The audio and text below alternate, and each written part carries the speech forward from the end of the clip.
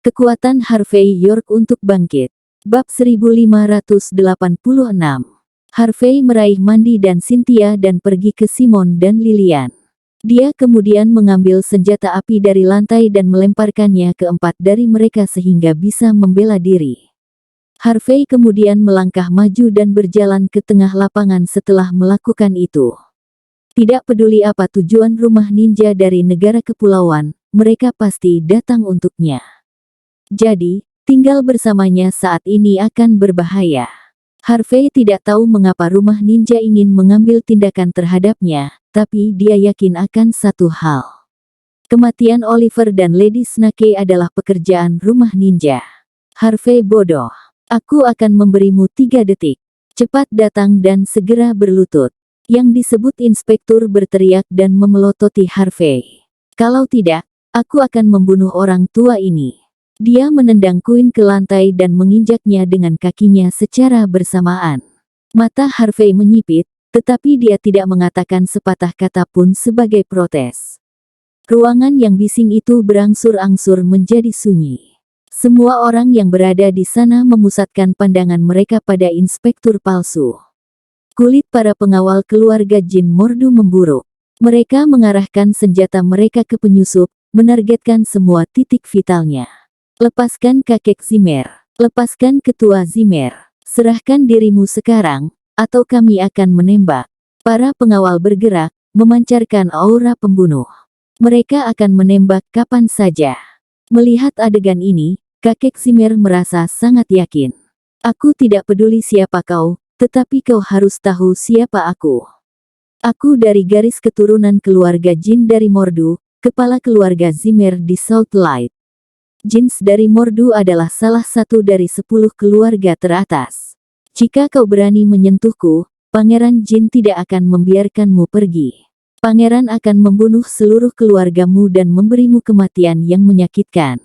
Queen, yang terbaring di lantai, mengambil kesempatan untuk mengeluarkan sebuah kalimat. Ini semua adalah orang-orang kami. Jika kau menyakiti kami, kau mencari kematian. Kau tidak bisa melarikan diri. Inspektur palsu, bagaimanapun, mengabaikan ancaman mereka. Sebaliknya, dia menatap Harvey dengan dingin, masih belum datang. Apa kau benar-benar ingin aku melakukannya? Harvey maju selangkah dan berkata dengan dingin, hei penduduk pulau, apa kau tahu siapa lelaki tua itu? Dia adalah kepala keluarga Zimmer yang terhormat di South Light, orang yang paling aku hormati. Jangan berani-berani bergerak. Jika kau melakukannya, aku akan membunuhmu. KRAKK. Inspektur palsu tidak menjawab. Sebaliknya, dia segera mematahkan tangan kiri kakek Zimmer. Kakek Zimmer menjerit kesakitan, wajahnya berubah menjadi sesuatu yang mengerikan. Seluruh tubuhnya mengejang kesakitan. Dia tidak pernah membayangkan bahwa seseorang akan berani memperlakukannya seperti ini hanya beberapa hari setelah dia dipromosikan. Ini tidak terpikirkan. Inspektur palsu itu menatap Harvey dengan tatapan menantang. Aku menyakitinya. Apa yang akan kau lakukan untuk itu? Harvey gemetar karena marah. Jika kau berani menyakitinya lagi. BRAAKK. Inspektur palsu itu mematahkan tangan kanan kakek Zimmer. Aku melakukannya lagi. Terus, apa yang bisa kau lakukan padaku? Kakek Zimmer menjerit kesakitan. Seluruh tubuhnya gemetar, dan dia tampak hampir pingsan. Kapan dia disiksa seperti ini dalam hidupnya? Harvey sangat marah sehingga dia tidak bisa bernapas. Orang pulau, kau terlalu tak tahu malu. Kau hanya binatang. Kau memiliki keberanian untuk membunuh orang tua. Aku ingin membunuhmu. Aku harus membunuhmu. KRAKK. Inspektur palsu dengan mudah mematahkan kaki kiri kakek Zimmer dengan tendangan. Bagaimana? Apa kau tidak mau datang ke sini? Percaya atau tidak, aku bisa membunuhnya sekarang juga. Bab 1587. Kakek Zimmer sangat kesakitan, napasnya terengah-engah. Dia hanya bisa menarik napas dalam-dalam, tidak bisa berbicara banyak sepatah kata pun. Dia ingin berteriak marah pada Harvey, tetapi dia tidak memiliki kekuatan. Keluarga Zimmer melihat adegan itu, tercengang. Mereka tidak pernah membayangkan bahwa penduduk pulau bisa begitu kejam dan menolak memberikan kesempatan kepada kedua belah pihak untuk melakukan upaya negosiasi. Biasanya, seseorang tidak akan bertindak gegabah.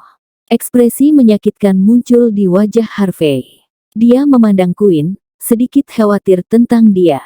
Namun, tatapan khawatirnya langsung menghilang setelahnya. Dia berkata dengan berani, "Aku bisa datang, tetapi kau harus melepaskan Quinn." Dia tidak ada hubungannya dengan masalah ini. Quinn terkejut. KRAKK.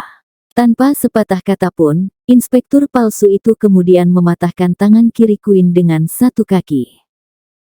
Quinn berteriak. Memang benar bahwa baru-baru ini, dia telah berlatih seni bela diri dan memang memiliki beberapa kemampuan.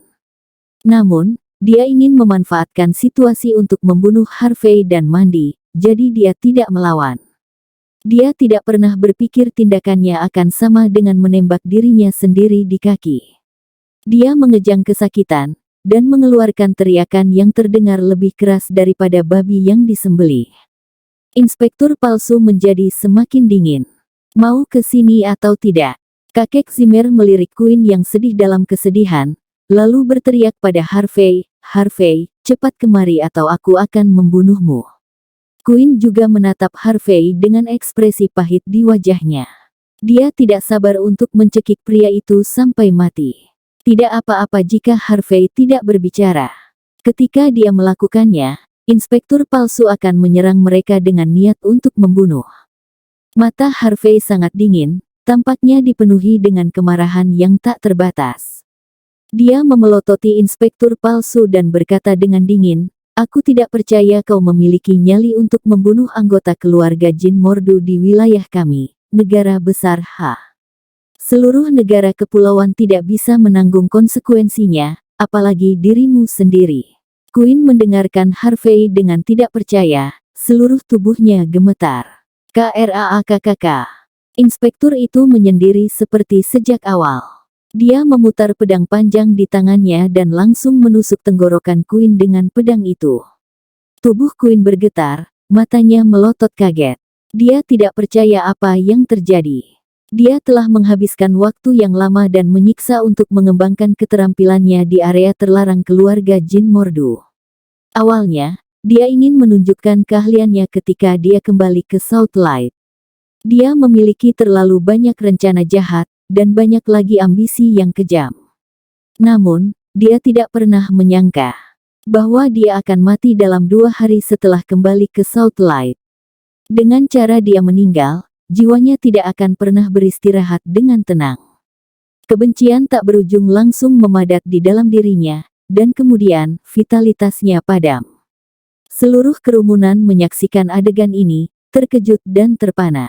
Tidak pernah ada yang membayangkan bahwa inspektur palsu ini benar-benar akan membunuh Quinn di depan umum. Kakek Zimmer tidak bisa mempercayai matanya. Dia berteriak, "Sial! Sial kalian semua! Beraninya kau membunuh cucuku. Aku ingin kau mati. Aku ingin kau mati." Kakek Zimmer berada di samping dirinya sendiri karena marah. Quinn adalah kartu truf terpenting kedua dalam perjalanan ini. Tanpa Lady Snake, dia masih punya kesempatan. Tapi tanpa Quinn, dia mungkin akan tamat. "Bunuh. Bunuh dia untukku." Hati kakek Zimmer dipenuhi dengan kemarahan dan niat membunuh. Dalam kemarahannya, dia membanting dirinya ke belakang. Mata inspektur palsu itu tetap sedingin biasanya saat dia menggerakkan pedangnya. Argah cahaya pedangnya menyala, dan darah menyembur keluar dari tenggorokan kakek Zimmer. Dia memiliki ekspresi tidak percaya di wajahnya. Beberapa detik kemudian, dia jatuh ke tanah. Kakek Zimmer tidak bisa melawan, tidak bisa berteriak, tidak bisa marah. Dia hanya tidak percaya. Apa dia mati begitu saja? Ambisinya telah menghilang, dan kehebatannya hilang dalam sekejap mata. Bab 1588. Anggota Zimmer, serta pengawal yang berada di sana, membeku karena terkejut. Bukan hanya Lady Snake yang mati, Quinn bahkan mengikutinya. Dan sekarang, kakek Zimmer juga mati. Dapat dikatakan bahwa semua pengaturan yang dibuat Jin dari Mordu di Bakut dan Salt Light semuanya hancur berantakan. Inspektur palsu itu mendekati Mandi dengan cepat. BHUK. Harvey telah lama meramalkan tindakan inspektur palsu itu. Dia bergerak maju dan mengarahkan pukulan ke pria itu. BRUKK. Inspektur palsu itu mundur, meludahkan darah saat dia mundur ke belakang. Namun, dia masih berhasil membunuh 3 hingga 5 pengawal yang mengeluarkan senjata api untuk melawannya. Bunuh dia. Pengawal lainnya hanya bisa menghunus pedang mereka saat mereka bergegas menuju pria itu. Kakek Zimmer sudah mati. Queen sudah mati. Jika mereka tidak membunuh pria itu, mereka juga akan menjadi daging mati. Mereka bergegas maju dengan kekuatan yang meningkat dalam langkah mereka, dan suara senjata yang berbenturan mengikutinya. Meskipun menghadapi duel mematikan melawan pengawal yang menyerang dengan panik, inspektur palsu tetap sangat tenang dan menunjukkan sisi berdarah dingin. Dia menebaskan pedang panjangnya, mengayunkannya dengan cepat dan tajam ke arah para pengawal. BSTTT, BSTTT, BS. Darah terus-menerus menyembur keluar, dan pertempuran antara kedua belah pihak memasuki tahap yang paling intens. Mayat terus berjatuhan seiring dengan tebasan pedang. Semburan darah mengubah seluruh kamar mayat menjadi keadaan yang mengerikan. Hampir setengah dari belasan pengawal tewas dalam sekejap mata. Namun, inspektur palsu itu tetap dingin dan melanjutkan serangannya yang kuat. Tidak tanda-tanda berhenti sama sekali. Serangan kejam yang dia miliki untuk mereka membuat semua orang yang hadir gemetar. Meskipun demikian, dia telah mendapatkan beberapa luka kecil. Lagi pula, ruang bagi kedua belah pihak untuk bertarung terlalu kecil. Kecakapan inspektur palsu belum mencapai titik itu. Setelah beberapa bentrokan lagi, semua pengawal jatuh ke lantai dan mati. Anggota Zimmer lainnya ketakutan. Mereka jatuh dan terhuyung-huyung saat mereka bergegas keluar, mencoba melarikan diri. Harvey, aku ingin membunuhmu. Aku ingin membunuh seluruh keluargamu. Aku ingin membunuh kalian semua. Inspektur palsu itu menjadi agresif. Dia hanya ingin membunuh semua orang. Para Zimmer yang tidak bisa menghindar jatuh ke tanah dan berteriak. Harvey menunggu sampai Mandi dan keluarganya meninggalkan ruangan, lalu mengambil pedang yang menancap di tanah kemudian diarahkan ke inspektur palsu itu. Bas! Tangan kiri inspektur palsu itu terpotong oleh pedang. Dia menatap tangan kirinya dengan tidak percaya. Saat berikutnya, dia berbalik dan pergi tanpa ragu-ragu. Harvey tidak terburu-buru mengejarnya. Sebaliknya, dia menelepon dan meminta Ethan untuk segera membawa anak buahnya. Setelah itu, dia bergerak dan berbaur dengan kegelapan. Di pinggiran Bakut, api unggun dinyalakan di manor yang ditinggalkan. Sesosok dalam setelan putih berdiri dalam kegelapan, tampak kesal. Ada lebih dari selusin orang yang mengikutinya, dan aura mereka masing-masing sangat kuat. Sementara itu, seseorang mengeluarkan telepon untuk menjawab panggilan. Dia kemudian berkata kepada pria berbaju putih, "Tuan muda, tuan yang dikirim oleh rumah ninja dikalahkan." Tangannya dipotong oleh pria itu. Apa yang harus kita lakukan sekarang? Wajah tuan muda itu berkedip-kedip dalam nyala api. Dia menjawab dengan acuh tak acuh. Biarkan orang dari rumah ninja itu datang ke sini. Aku ingin tahu seluruh situasinya.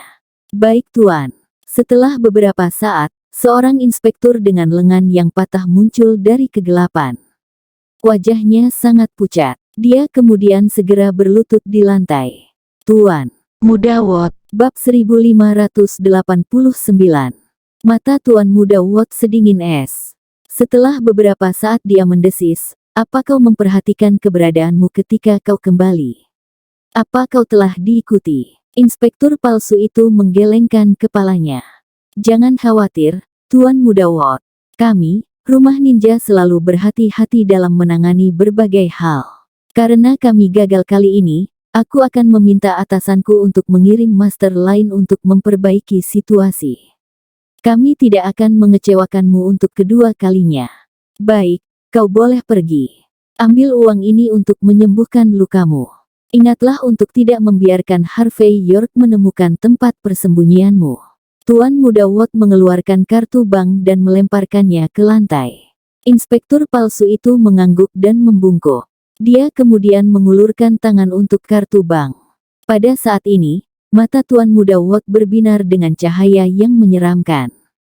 Sebuah senjata api muncul di lengan bajunya, yang langsung dia tekan ke dahi inspektur palsu itu.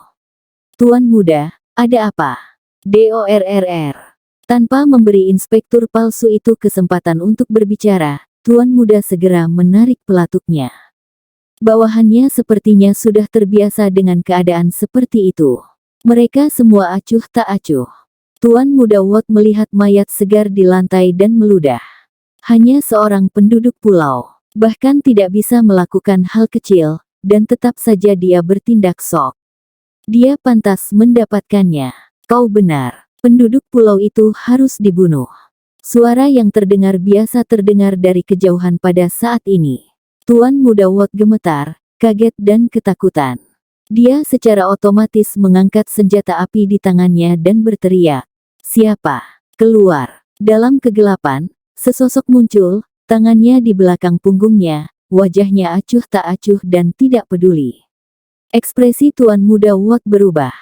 Harvey berjalan ke sisi api unggun dan memperhatikan Tuan Muda Watt dengan cermat. Dia kemudian berkata dengan tenang, "Kau dari cabang Longman." Tuan Muda Watt mengerutkan kening, tetapi dia tetap menjawab, "Ya, aku Wheeler dari keluarga Watt." "Mengirim seseorang untuk membunuhku, bukankah kau berhutang penjelasan padaku?" tanya Harvey dengan mudah. "Penjelasan?" Wheeler memberi isyarat. Setelah memastikan bahwa tidak ada orang lain di sekitarnya, dia melanjutkan dengan angkuh. "Kenapa? Penjelasan macam apa yang dibutuhkan sampah sepertimu? Harvey, aku akan memberimu kesempatan. Berlutut sekarang dan mohon ampun. Aku akan membawamu kembali ke cabang di Mordu, dan aku berjanji tidak akan membunuhmu.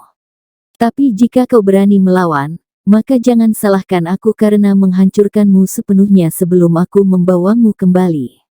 Beberapa preman berkumpul di sekitar Harvey. Meskipun Harvey muncul tiba-tiba, mereka tidak menganggapnya terlalu serius. Bagaimanapun, mereka adalah murid Longman. Mereka percaya diri dengan kemampuan mereka. Harvey menghela napas, tenang. "Aku penasaran. Kau tahu bahwa aku menghancurkan Oliver dan Rachel. Kenapa kau masih punya nyali untuk berteriak di depanku?" Seorang bawahan berkomentar dengan arogan, "York, apa kau pikir kami tidak tahu bahwa kau mencoba menekan kami menggunakan koneksimu dengan Tuan Bauer? Tapi zaman telah berubah. Tuan Bauer telah memberikan perintah.